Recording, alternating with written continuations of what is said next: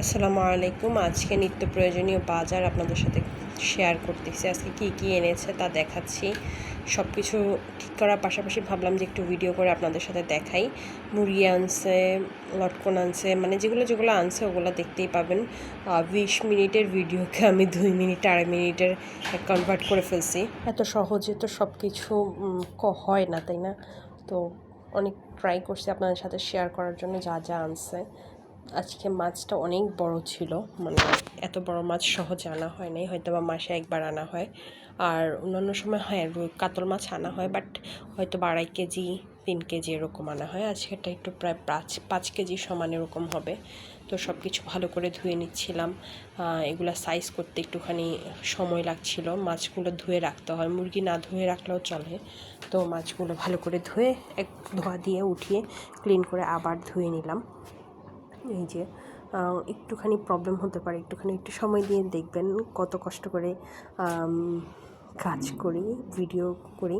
তো এর পাশাপাশি যে আপনাদের জন্য ভিডিও করে রাখছি, একটু শেয়ার করছি। অবশ্যই এই প্ল্যাটফর্মে যেহেতু ইনকাম সোর্স আছে, তো সেই দিক থেকে আপনাদের সঙ্গে একটু ট্রাই করছি শেয়ার করার জন্য, যাতে আমার ইনকামের একটা সোর্স বের হয়।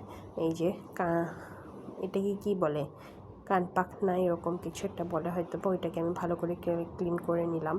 আর মাছের ভুঁড়িটা এত বড় ছিল, প্রায় আধা কেজি এরকম ছিল পরিমাণ। তো ওইটাকে আমি ভালো করে ক্লিন করে নিলাম। এখন আমি মাছগুলো ভাগ করে রাখবো। ভাগ করতে গেলে না একটু কেমন জানি লাগে, একটু সময় নিয়ে ভাগ করতে হয়। পিসগুলা ভালো করে ভাগ করে নিচ্ছিলাম, যাতে মানে প্রতিদিন তরকারিতে কতটুকু করে দিব। তো 6-7 পিস হয়েছে।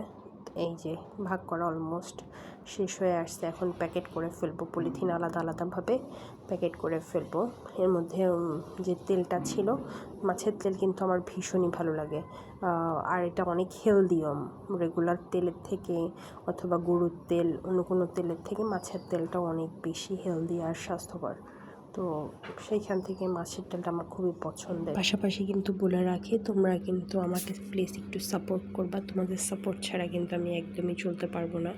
আর এত সুন্দরভাবে কমেন্টস করবা, যাতে আমি কমেন্টসগুলোর রিপ্লাই দিতে পারি। আর কে কোথা থেকে দেখছো আমাকে জানিয়ে যাবে। আল্লাহ হাফেজ।